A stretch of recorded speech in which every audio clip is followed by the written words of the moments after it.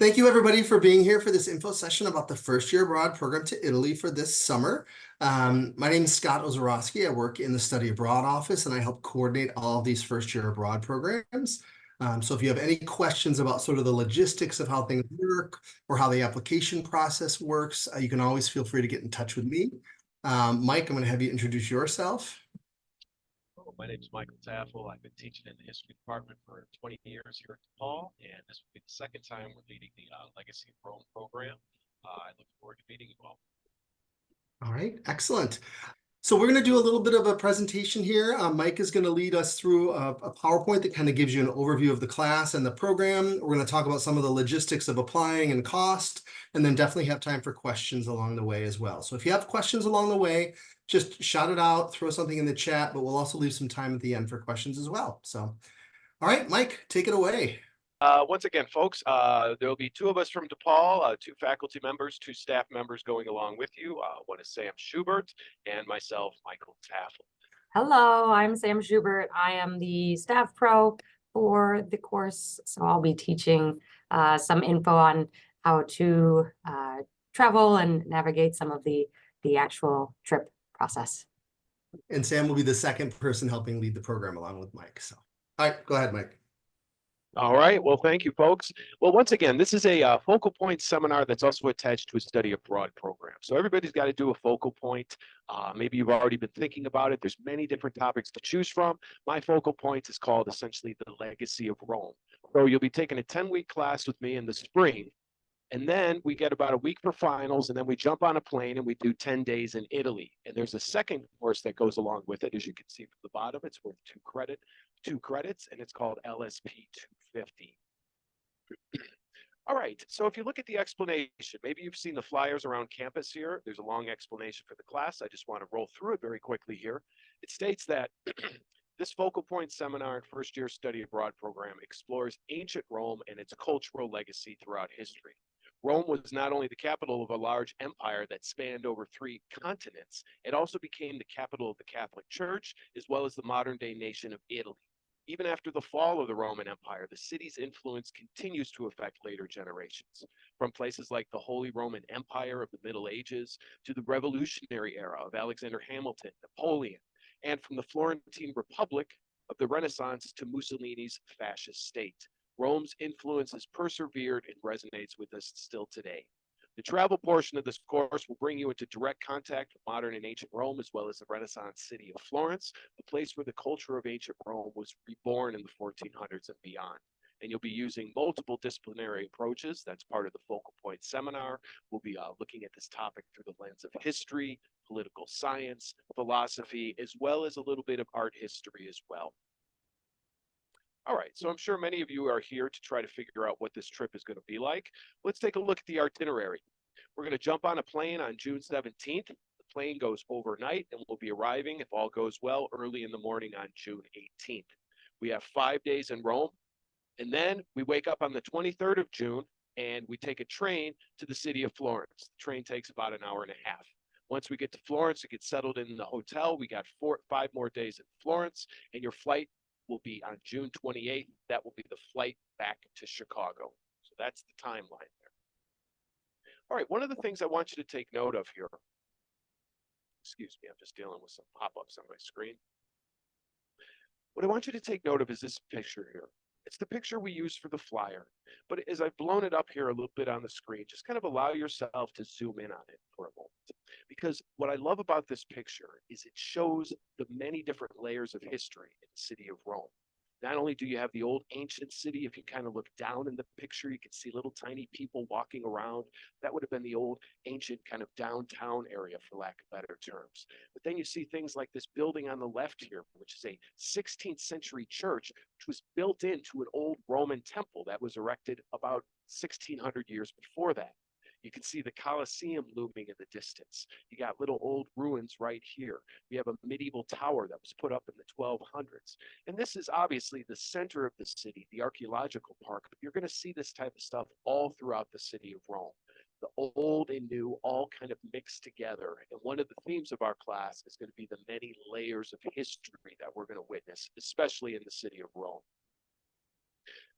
If you're not already familiar, the Roman Empire at its absolute height covered all of this particular land that you see, not only in the light green, but also in the dark green. And as you can see, it covers a big chunk of North Africa, it goes well into the Middle East, big chunk of Europe, even into the British Isles. And for about 600 years, even though ancient Rome has a longer history than that, but for about a good 600 years, all of this land was ruled by the city of Rome. There was a common currency. The Romans kind of created this idea of Roman citizenship that expanded beyond people who were just quote unquote Roman by birth. Eventually, you're going to have Roman emperors from North Africa, Roman emperors from the Arabian Peninsula, Roman emperors from Spain. But it really does a good job, regardless of the emperors, of kind of imprinting its culture on this land. 600 years is a long time. So even once the empire falls, a lot of the residue of that culture is still going to be with us today. You can see that in things like the language, elements of the culture, the church, many things which we'll discuss in the class. Here's another image I want to show you, and if you do end up taking this course, you'll see this image a lot. This is a model of the old ancient city of Rome. It took somebody 42 years to create this. Talk about dedication. And the thing is about a size of a DePaul classroom, maybe about classroom and a half, if you actually could see it in the museum. But what I like about this is it allows for the modern day student to kind of look at Rome as if we were flying a drone over it, or if you were kind of flying into the old Roman airport per se, if they had one. Really gives you a sense of just how big this city was and how technologically sophisticated it was. Obviously, there's very notable buildings here, the Colosseum, racetracks on the left, if you like betting on horses, a few other theaters mixed beyond. But it gives us a sense in the 21st century just that this really was a gigantic, bustling metropolis. All right, so as far as our class goes, the first 5 weeks, and this is the class that we'll be taking here at DePaul in Chicago, the first 5 weeks of the course, we'll be doing a kind of quick but thorough history of the Roman world, going all the way back to about 700 BCE, going all the way to the time of the quote-unquote fall of Rome, which takes place roughly between the 400 or 500s of the Common Era. Then once we get to week 6, we're going to talk about the Roman legacy in the Catholic Church, how the Catholic Church kind of helps keep some of Rome's culture and legacy alive. Then we'll look at the Roman legacy throughout medieval Europe. And then in week 8, we're going to talk about the Italian Renaissance and its Roman connections. You're going to hear a lot about people like Machiavelli and his obsession with ancient Rome, the artists, Michelangelo, Raphael, Botticelli, maybe you've heard of some of them before, and one of the families that kind of rules over the city of Florence, the Medici. They too were obsessed with ancient Rome and kind of trying to resurrect its old past through kind of trying to find old ancient Roman books, restore old ancient Roman buildings and things like that. Once we get to week 9, however, and just excuse me for one moment.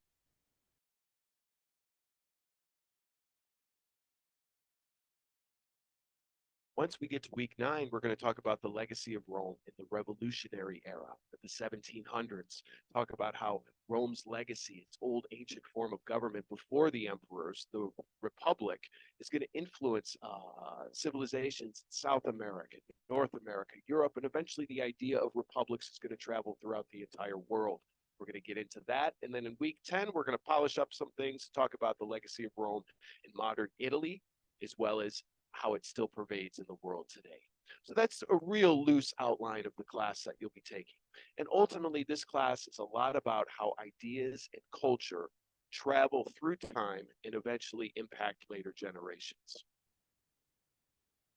All right, so a few highlights of our time in Rome, folks. We're going to do a lot of the traditional stuff. We got to see the Colosseum. We got to see the Roman Forum. We're going to have guided tours. We're going to go to the Vatican. We're going to see St. Peter's Basilica. Once we get to day 4 of our trip, we're going to jump on a train and we're going to go to the old ancient city of Ostia Antica. I think I have a picture of it here. There we go.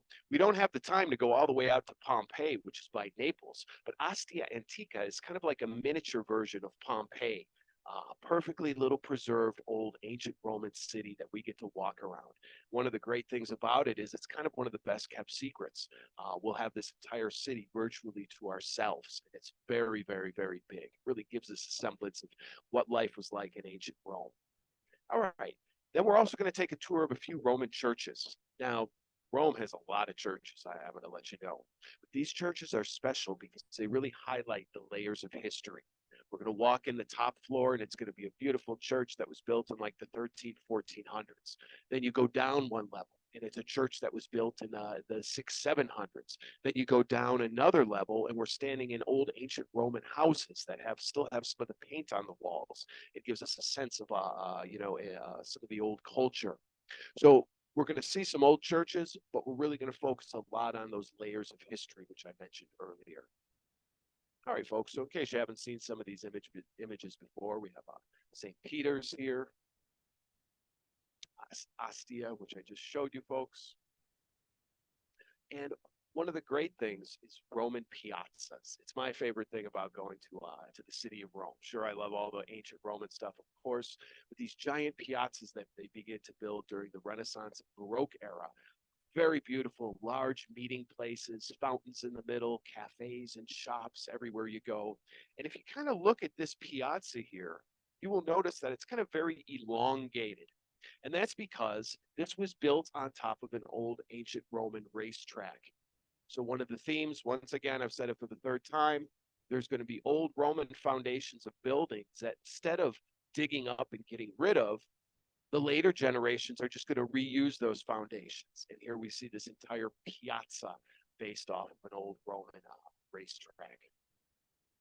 All right, folks, there's another one of my favorite piazzas here, the Campo di Fiori. We'll be seeing this on our second night in town as we're walking to our first group dinner. Big open spaces, lots of things going on. All right. Well, after the fifth day, we're going to transfer over to the city of Florence. And Florence is going to be a nice way to kind of wind this trip down because it's essentially a little more manageable of a city. It's smaller. It's cute. You can walk everywhere. We're not going to have to rely as much on trains and things like that.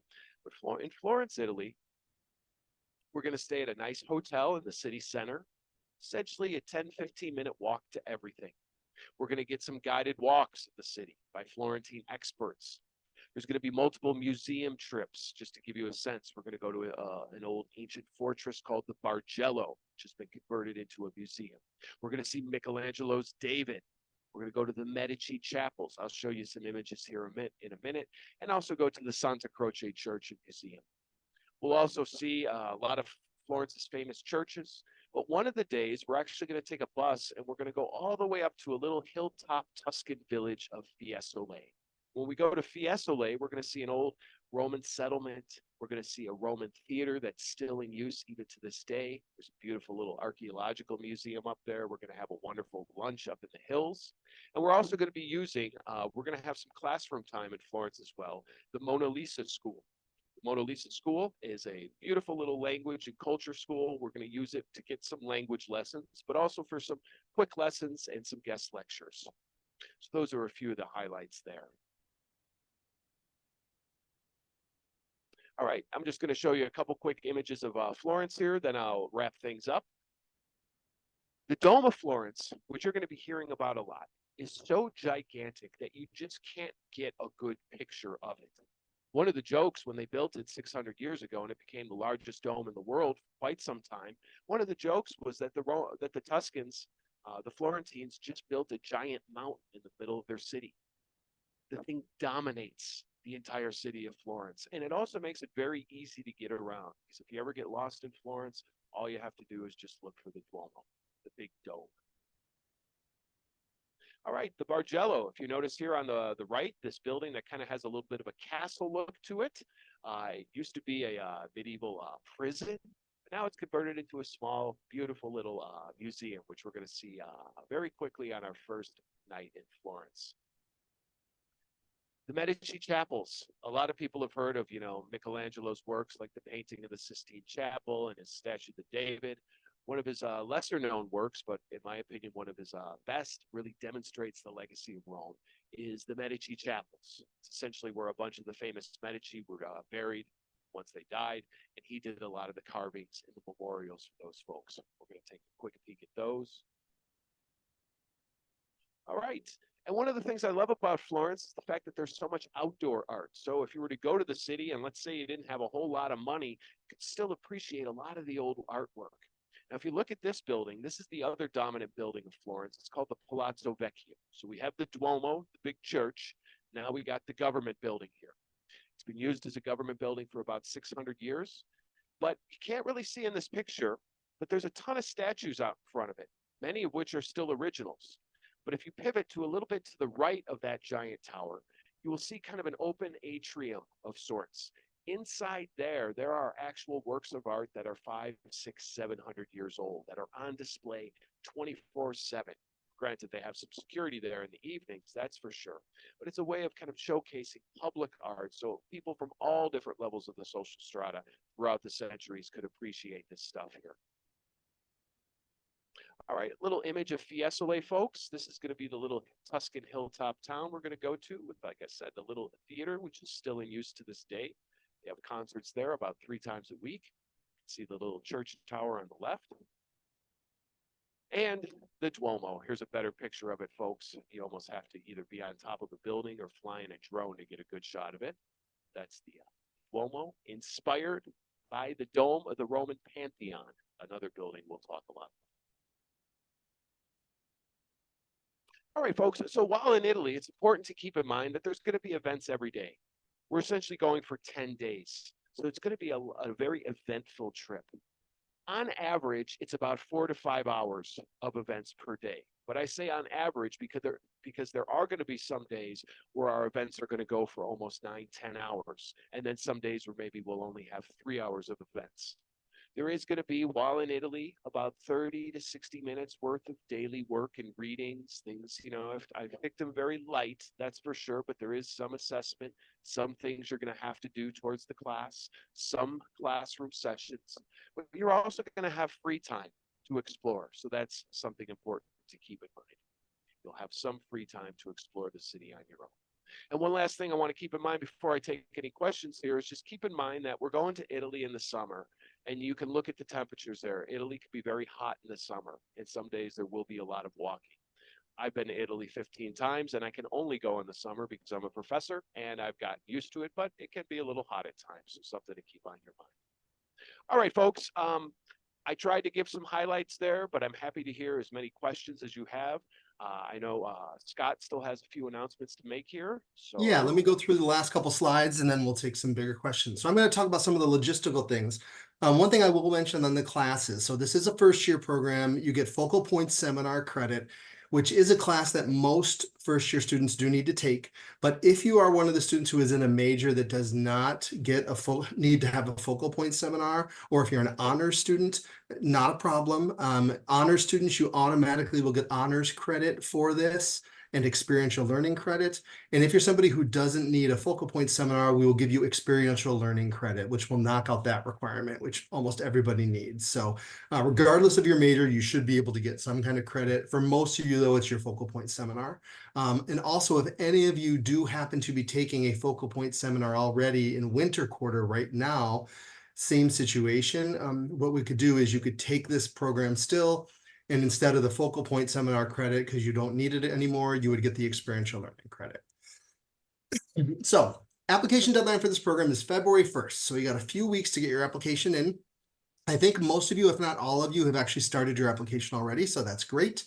And a couple of you have already submitted it, but please make sure to submit it by February 1st. The sooner the better. If you want to be considered for scholarship funding, you must submit it by February 1st. If we still have spots available, we sometimes may extend the deadline, but even if we do that, you don't get considered for scholarships after February 1st.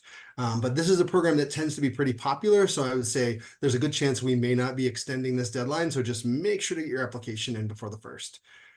For the application, you go to the Study Abroad site, and like I said, I think all of you have started your application already. You just have to complete that application questionnaire with a handful of questions and submit it. And then once your application has been submitted, as it gets a little bit closer to February 1st, toward the end of the month, Mike and Sam are going to be in touch with you to set up a brief interview. And those will be sort of small group interviews, not like a high pressure interview situation, but just a chance to get together with small groups of you, ask you questions, answer questions from you, get to know you a little bit. And then in those first couple weeks of February, we'll be sending out the acceptances to everybody who's been accepted to the program. In terms of scholarship funding, there is no separate application to be considered for a scholarship. So as long as you apply to the program by February 1st, you'll automatically be considered for scholarship funding. We do have study abroad scholarship funding and special funding for the first year programs. And so you'll automatically be considered for that. The smallest of those scholarships is typically about $1,000. The largest of those scholarships can range up to almost the full cost of the program. So I always tell students, if finances are a concern, submit your application, see if you get accepted and see what kind of scholarship funding you get, and then you can go from there. If you don't end up getting a scholarship or don't get a scholarship that's large enough, at that point, all you have to do is say, no, thank you, I'll decline my spot, and it's not a problem. But every year we have students who say, oh gosh, I almost didn't apply, but I did, and then I ended up getting a good amount of scholarship funding, and now I'm able to do it. So just apply, see what happens. And we'll let you know all of that around mid-February probably. And we let you know if you were accepted to the program. And then usually within a day after that, we let you know if you got a scholarship and if so, how much. And then we give you a couple of weeks to make your decision. So once you've heard about all of that, you got a little time. Some students right away are like, yep, I'm in, I'm ready. And they click the little button that says they want to move forward. Some people have to have some conversations with their family and think about some things, but we give you a couple of weeks to make that decision. All right, next slide, Mike. In terms of the cost of the program, so the program fee is $3,750 for the program, and then you'll be taking 6 credit hours of classwork. It's that 4-credit focal point seminar plus 2 additional credits for the time you're abroad. So in terms of the tuition, as long as you don't go over 18 credit hours in the spring quarter, you don't pay any extra tuition. It's just like your regular classes. So just make sure that you don't register yourself in more than 12 credit hours on your own. And that way, once we put you into those 6 credits, it would keep you at 18. You can take more than 18 credit hours in a quarter, but anything over 18 credits, you have to pay extra tuition for. So as long as you're at 18 or less total, the one cost you'll pay is that $37.50 program fee. And it's a very comprehensive fee. It includes your round trip airfare to Italy. It includes your accommodations for the entire program. While in Rome, you're going to be staying actually on the campus of St. John's University, their Rome campus and the residence halls. They got special residential housing that we use. And then while we're in Florence, you're going to be in a hotel in Florence. But that's all covered. All your breakfasts are covered, as well as about half of your lunches and dinners. All the course activities and excursions, all the transportation, you get international travel and health insurance. So pretty much everything is covered except for a handful of your meals and then any spending money that you want for personal things outside of the course activities. So, and as Mike said, you have pretty busy days, a lot of activities. You'll have a couple evening events of some fun cultural things you'll do in the evenings, but most of your evenings are free as well for you to be doing what you'd like. And yeah, I think that's pretty much it. You can go to the final slide, Mike. And if you have any questions along the way throughout the process, you can contact me about kind of the application process. If it's questions about the program itself and what you're going to be doing on the program, Mike would be the best person to ask. But you can also kind of come to our office as well, and we'll help with anything that you might need help with. But what questions do all of you have now? I'm sure that you've got some questions, so unmute or put something in the chat, whatever works, and we'll answer your questions. And Mike, you can actually probably stop the share and we'll just kind of bring everybody up. All right. Yeah, what questions can we answer? Maybe like what's your favorite like activity or excursion that we go on in Italy?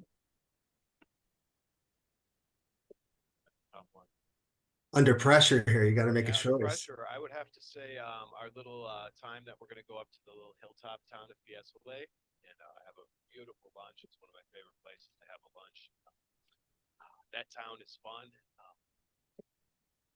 I also love the day that I love the evenings, the second evening where we get to go out and I take you on a big long walk right to the Piazza di Bona as we go on our way to our first meal at very cool restaurants, outdoor seating if the weather's good.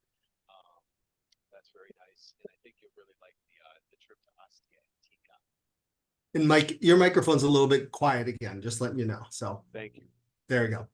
Yeah, and we've got partners in Rome and in Florence who are going to be working, helping us tour guides, helping lead us, helping arrange some of the group meals. And so you'll eat at a kind of a nice wide variety of restaurants for the different meals that are planned. And we've got great people sort of taking you on these tours of all the different places that you're going to see.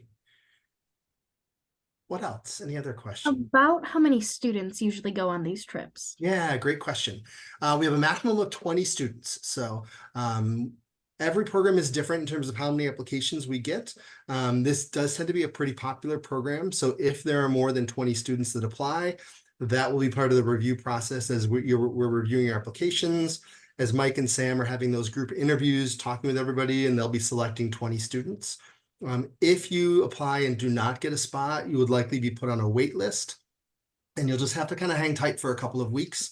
Almost every time for every program, we do have some students who are accepted who decide not to move forward. They didn't get enough scholarship funding, or all of a sudden their schedule changes or their plans change.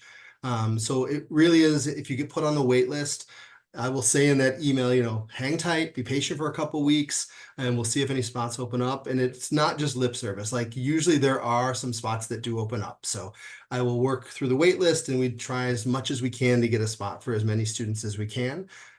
Also, if one of our other summer programs is not full, we'll also offer that. So it could be a situation where we say, hey, you're currently on the wait list for the Italy program, but the England program has spots available. And if you'd like, you get the same class credit for it. We could move your application to that. Every year, again, we do that as well.